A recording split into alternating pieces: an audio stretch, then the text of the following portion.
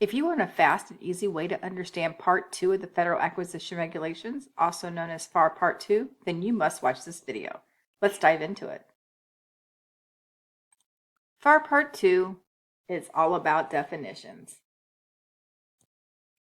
The purpose of this part is to define frequently used words and terms in the FAR. It provides other definitions of the same word or term that's also in the FAR, and provides for the incorporation of these definitions into solicitations and contracts by reference. It's important to note that other parts, subparts, sections of this regulation, which is also referred to as 48 CFR Chapter 1, may define other words or terms, and those definitions only apply to the part, subpart, or section where that word or term is defined. So here's an important fact. If a word or term is defined in FAR Part 2, it has the same meaning throughout the entire FAR, unless the context in which the word or term is used clearly requires a different meaning, or another FAR part, subpart, or section provides a different definition for the particular part or portion of the part. In this picture, as used in this subpart, affiliates, and you see how its affiliates is italicized, that's the word it's defining, is one, business concern, organizations, or individuals are affiliates of each other if directly or indirectly, and then the rest of the definition. So this is an example of where it's calling out subpart. In this subpart, affiliates means this definition. Another fact to note is if a word or term that is defined in FAR Part 2 is defined differently in another part, subpart, or section of the FAR, the definition in this section includes a cross-reference to the other definitions. So in FAR Part 2, it will reference it to somewhere else, and that part, subpart, or section applies to the word or term when used in that part, subpart, or section. We have the picture here that associates to the previous example, affiliates. Again, affiliates is italicized, that's the word we're defining. Means an associated business concern or individuals if directly or indirectly either one controls or can control the other, or third party controls or can control both, except as follows. For use in subpart 9.4, see definition 9.403. And for use of affiliates in size determination, see the definition of small business concern in this section. Another important fact of this FAR Part 2 is that FAR Clause 52.202-1 definitions is inserted in solicitations and contracts that exceed the simplified acquisition threshold, which is also abbreviated as SAT, S-A-T. There are over 250 words just in FAR Part 2. I'm going to share 10 popular terms with you after this slide. However, I encourage you to kind of reference this section frequently, try to memorize what words are there, so you can quickly know what's really intentional throughout the regulations. So we'll just start going through these different terms. I'll just let you know the term or the statement or the word and the definition. Full and open competition, when used with respect to a contract action, means that all responsible sources are permitted to compete. That means large, small business, medium business, foreign business, just any business that's responsible and deemed to be responsible through the process of solicitation can compete.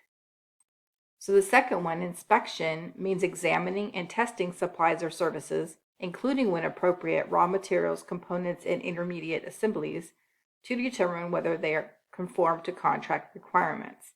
Sometimes that's somebody on staff with the contractor within like maybe their own quality department, or it could be an outside agency like Defense Contract Management Agency who has their own quality department across the countries and can inspect in support of those contracts. So the third popular term here is products, and this definition is quite a doozy. Products have the same meaning as supplies.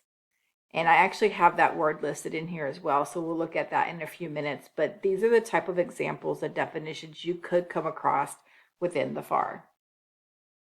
The fourth popular term I have for you is small business subcontractor, which means a concern that does not exceed the size standard for the North American Industry Classification System, which I call the NICS code, that the prime contractor determines best describes the product or service being acquired by the subcontractor.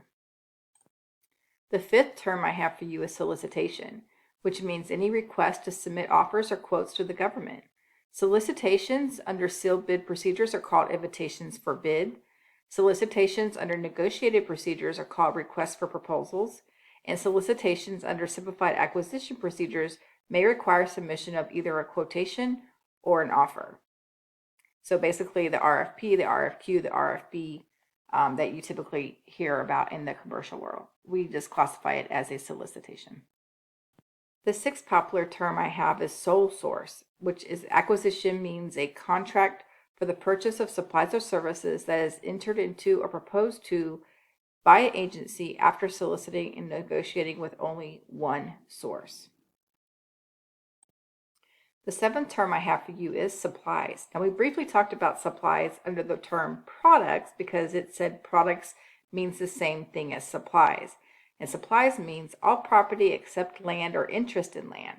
It includes but is not limited to public works, buildings, and facilities, ship, floating equipment, and vessels of every character, type, and description, together with parts and accessories, aircraft and aircraft parts, accessories, and equipment, machine tools, and the alteration or installation of any of the foregoing. So it also means products. The eighth term I have for you is termination for convenience, which means the exercise of the government's right to completely or partially terminate performance of work under a contract when it is the government's interest. And that's typically no fault of the contractor. They're not penalized for it. And they have an opportunity to try to make themselves whole up to the time of termination. The ninth term is termination for default, which means the exercise of the government's right to completely or partially terminate a contract because of the contractor's actual or anticipated failure to perform its contract obligations. I have had quite a few termination for default notices or cure notice. And typically, just like in the commercial world, you have an opportunity to kind of make yourself right, to cure, to appease the situation, to fix the solution, and to kind of get on level kill again, back on track with a plan of action. That's typically the outcome I've experienced. I've not had a termination for default throughout my 20 plus years. And the 10th popular term I have for you is warranty. Warranty means a promise or affirmation given by a contractor to the government regarding the nature, usefulness, or condition of the supplies or performance of services furnished under the contract. There you have it, FAR Part 2. The next video in this series is FAR Part 3, Improper Business Practices and Personal Conflicts of Interest. And if you haven't already, check out my FAR series playlist that has the whole collection of FAR parts so you can watch them all or find specific FAR parts you need to know now. Until next time.